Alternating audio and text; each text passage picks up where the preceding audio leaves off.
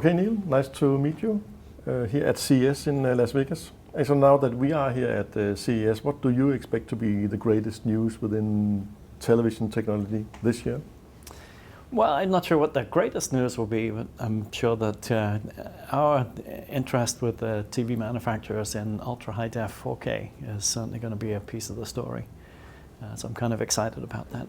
Yeah, it seems that 4K is now all around. All manufacturers are really into 4K. So I think we should expect 4K will happen, not as with 3D a couple of years ago, which came with a bang almost as high as 4K, but went away again. So you have a good feeling about 4K? I have a good feeling about 4K. I have a good feeling about ultra-high def. I think that the ultra-high def is really three things. It's 4K pixels, which is this year's innovation. And then it's also high frame rate and high dynamic range, so brighter colors, more colors on the screen. And I think that each of those things is a logical progression towards delivering the same kind of medium, but just in richer, higher quality. You mentioned high frame rate. Will that be part of this evolution right now in Ultra HD? So we'll get also some of the movies maybe in high frame rate? So there are two things that need to happen for each of these things. The TV needs to work with the new format, and we need to produce material, content in that format. And so this year we've been focusing on 4K pixels. That's what the TVs have been building for. All of the stuff you see on the floor here does 4K pixels. And we've been shooting House of Cards Season 2 in 4K pixels, and we have other originals in 4K. And we'll actually get Breaking Bad in 4K as well. So that's all exciting stuff. For the high frame rate stuff, we both have to get TVs that are capable of rendering 60p, or maybe even in the future 120p, 120 frames a second of content. But we also have to shoot some content in that. And that's a bigger leap for a director or a director of photography to choose to make the film in 60 frames a second. Peter Jackson chose to make The Hobbit in 48 frames a second. And at once, it was praised as being more realistic and more lifelike. And he was criticized because it was so realistic that perhaps it broke the magic a little. And I think that we have to learn how to use the tools. We have to figure out how to get through that. I'm very sure that high frame rate will be another tool that filmmakers choose to use, but that's next year's problem. And then the high dynamic range, that will be much less controversial. Brighter colors on the screen, it just makes the picture richer. And there's no artistic choice, I think, that's needed to be made for that. So I think that in 2014, 2015, we'll start to see high dynamic range become a thing as well. So on the show floor this year, you see Dolby and you see Vizio. You see some manufacturers starting to explore all three of those components. But 4K pixels is what everybody's offering in consumer products in 2014. How much of your back catalog will actually be available in Ultra HD? I mean, also the movie studios, are they ready with the content, old movies that have been transferred in? There's not a lot of mileage in trying to upgrade old content. It wasn't shot for 4K. Our experience with House of Cards was that even though it was shot with a 4K camera, actually a 5K camera, when we went back to remaster Season 1 for 4K, we found that the quality wasn't there. I think the makeup and the set and the focus and all of the little details that make it rich 4K. And so we decided that we would not go back and try to redo Season 1 in 4K. Instead, we'd focus on shooting Season 2 in 4K from the start. So in general, it's going to be new high-profile content that is produced in 4K, and there won't be a lot of upgrading of legacy existing content. And now the exception to that is some of the very high-value content that was shot on film could justify being remastered in 4K. And we will have Breaking Bad. Sony is making that available to us.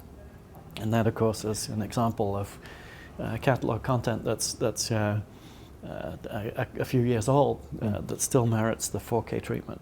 But by and large, we'll have a relatively small amount of content this year. We're starting the process, and then we'll accumulate more content month by month as we commission new shows and as we buy new content from producers. So a show like Breaking Bad is some of the stuff that you'll be launching when you come out? Right. We'll have a variety, a sample of major content, and we also have some content. We have some nature documentaries that are some very fine eye candy type stuff to look at. We'll have a collection of stuff. Actually, we have it on the service right now. We just lack the TVs to render it. So as soon as TVs come into the stores, this probably second quarter, April, May maybe, we'll be able to start delivering 4K content to consumers. And as it is now with your Ultra HD service, what kind of bandwidth demand will we expect? We use adaptive streaming to encode at a variety of different levels. The highest level encoding that we do for 4K is currently 15.6 megabits per second. And so if you have, anyone who has a 20 megabit connection has plenty of bandwidth to receive a 4K signal at the highest quality. And then if the signal degrades, we can also deliver a 10 megabit signal.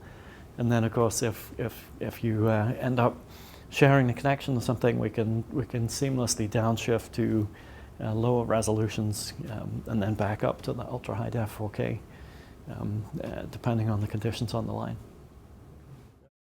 So if you look at all the resources that you spend in developing new services, developing your interface and so on, why do you see 4K? Is that something to kind of sharpen your competitive edge? We want to deliver the best possible experience to our consumers all the time. Certainly 4K is a piece of that. I would say 4K has both an aspect of delivering great quality to the set of people who've got a 4K television. But it also has a purpose in terms of Netflix standing for the highest quality possible. And I think that historically, internet video has often meant low quality 320p, scratchy YouTube, user-generated content, and webisodes. And we've clearly taken the bar well above that with high def, with super high def, but I don't think we get as much credit for it as we should. And I think that by embracing ultra high def 4K and really leading in terms of the newest high definition standard, I think we can really sort of set a brand position for ourselves, and that will be exciting too. You recently launched a new interface also. Will we see here in 2014 more evolution on the way that you present Netflix to the users? Are you going to see anything new happening with the interface experience? Yes, we launched the new television experience, and it was aimed at using bigger, richer graphical experiences, which is sort of appropriate for a television. We've been very, very pleased with how users have responded to that. And so now we see our computer interfaces, our browser interfaces, and our tablet and phone interfaces as being sort of previous generation. And so my agenda for 2014 includes let's explore some of those same ideas that we used in the TV, the latest TV UI, and see if that can make a difference on the tablet first and then on the computer browser second. So we've got a project underway right now to explore a range of different possible tablet UIs. We'll build some prototypes. We'll field those and test them with 50 or 100,000 users to see do they actually work better? Do users find more content, watch more content, retain better? And then we would expect that probably towards the middle or second half of the year, we would have an update for the tablet UIs. And then we'll use the middle and second part of the year to work on our computer UIs as well. But we've built all this rich imagery for the new TV UI. Let's see if we can use that to advantage on those other devices too. Okay, so when you look, I don't know if you can tell anything about how people are viewing Netflix, meaning how much viewing is actually going on as a solo viewing on the tablet, people just actually watching the shows on the tablet compared to a sofa situation and the big screen viewing. Is it something that's really being done a lot, people watching on tablets? Well, there's a best on both camps there. The television, the people who watch on a television on a large screen watch the most hours per month. So it's clearly the experience of choice for avid Netflix watchers. At the same time, we have more users connect with Netflix using tablets and mobile than with any other device that we have available. And so as a way to access Netflix casually, clearly tablets and mobile devices are very powerful too. And so really, we want to exploit both. We want to provide the best experience on the television for the really engaged users, but for the users who want to snack and to enjoy 5 minutes here or fill in a gap there, we want to make sure that the tablet and phone experience is as good as possible too. Yeah, and what you did with the Chromecast was quite impressive, actually seeing the tablet as a very sophisticated remote control and then using... Right. Will you probably also delve more into that, to the combination of using the second screen as a sophisticated way of navigating the Netflix experience? Yes, the second screen user interface, the phone or tablet as a remote control to drive Chromecast was an interesting area. We actually had worked on that second screen remote control actually also works with the game consoles. With PS3 and with some smart TVs as well. So it's not confined exclusively to Chromecast. Where we want to take that today, you still have to do some setup. So when you use your phone to control your Chromecast, you still have to switch on the TV in most cases, at least. Sometimes the Chromecast can trigger it through CEC. But we would like to make the experience much more complete, so that when you pick up your phone to drive the TV, you can control the TV, the receiver, the volume, the environment, and that it just works really seamlessly. So there's some more pieces to come on that.